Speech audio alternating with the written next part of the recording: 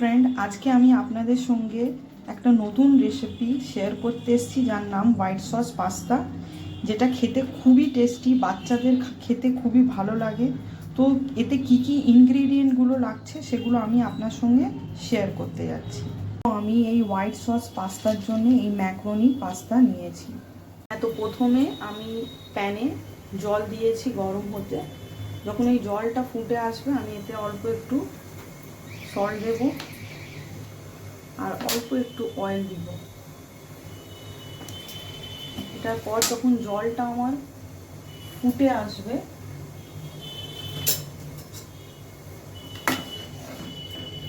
তখন আমি এতে আমার পাস্তাটা অ্যাড করব বয়েল হওয়ার জন্য। আপনার পাস্তাটা হয়েছে কিনা আপনি একবার দেখে নেবেন। এইভাবে দেখুন আমার পাস্তাটা হয়ে গেছে। তো এবারে আপনাকে এটাকে ড্রেন করে একটা প্লেটে তুলে রাখতে হবে। তো প্রথমে আমি এই ধরনের একটা প্যান নেব। এটা যখন দেখবেন গরম হয়ে এসছে তো আমি এতে একটু সামান্য অয়েল অ্যাড করব। সামান্য অয়েল দেবেন। অয়েলটা যখন দেখবেন গরম হয়ে এসছে তখন আমি এই রসুন কুচি এটাকে এই অয়েলে অ্যাড করব। এই রসুনটা অল্প একটু ফ্রাই করবেন। অল্প ফ্রাই করার পর আমি এতে ক্যাপসিকাম চপ করে রেখেছি আর আপনার গাজর চপ করে রেখেছি, এই দুটোকে অ্যাড করব।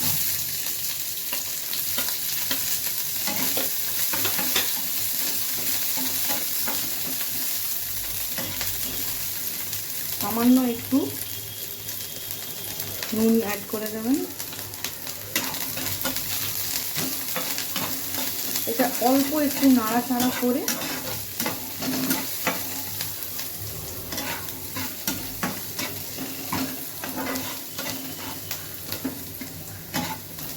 হাই ফ্লেমে একটু এটা করবেন। এইটা এইভাবে নাড়াচাড়া করে তারপরে এটাকে একটা প্লেটে আপনাকে নামিয়ে রাখতে হবে, তুলে রাখুন। এইভাবে প্লেটে তুলে রাখুন।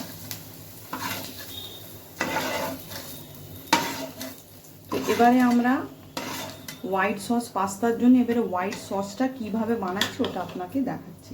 হোয়াইট সসের পাস্তার জন্য প্রথমে আমাদের এই সসটাকে তৈরি করতে হবে। তো তার জন্য প্রথমে লাগছে আপনার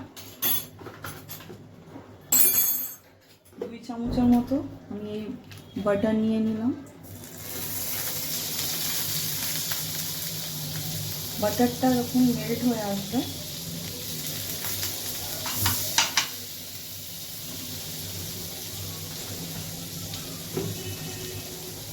বাটারটা দেখবেন যখন মেল্ট হয়ে এসছে এতে আপনাকে 2 চামচের মতো ময়দা অ্যাড করতে হবে সসটা বানাবার জন্য। এটাকে ফ্রাই করতে হবে আপনাকে ভালো করে। কন্টিনিউ এইভাবে আপনি নড়াবেন, না হলে এটা এইভাবে গোটা গোটা থেকে যাবে। এটাকে ভালোভাবে নাড়াবেন। যখন দেখবেন এটা পুরোটা ফ্রাই হয়ে গেছে তো আমি 1 কাপ মতো দুধ অ্যাড করবো।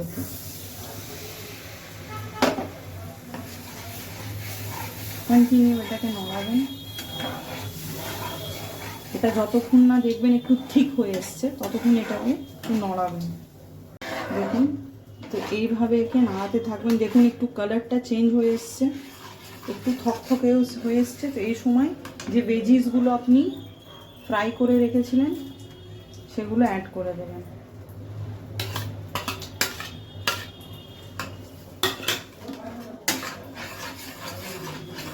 একটু এটাকে নড়াচড়া দিয়ে এতে সামান্য একটু আপনাকে একটু ব্ল্যাক পেপার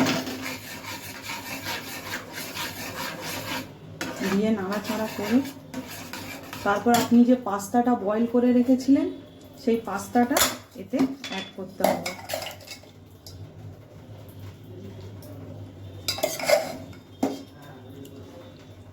পাস্তাটা আপনি অ্যাড করে দেবেন।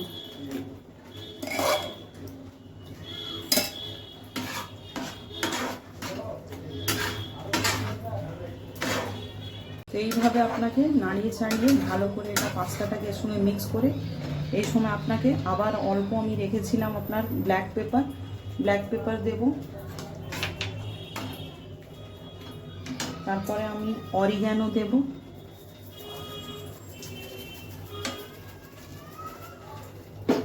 তারপরে সামান্য একটু চিলি ফ্লেক্স দেব।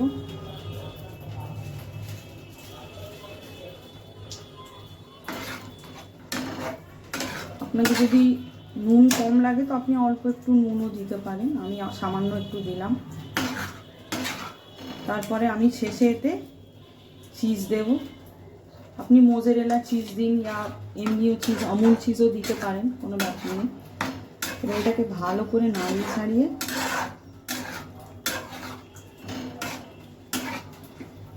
দেখুন এটা হয়ে যাচ্ছে। এইভাবে এটাকে নাড়িয়ে ছাড়িয়ে এবার আপনি স্টোভের এই দেখুন বার্নারটা অন করে এবার আপনি সার্ভ করতে পারেন গরম গরম। তো পাস্তাটা হয়ে যাওয়ার পর একটা সার্ভিং প্লেটে পাস্তাটা তুলে রেখেছি। আশা করছি আপনাদের এই পাস্তার রেসিপিটা ভালো লাগবে। তো প্লিজ যদি আপনাকে আমার এই পাস্তার রেসিপিটা ভালো লেগে থাকে তো সাবস্ক্রাইব করবেন, লাইক করবেন, শেয়ার করবেন। ধন্যবাদ।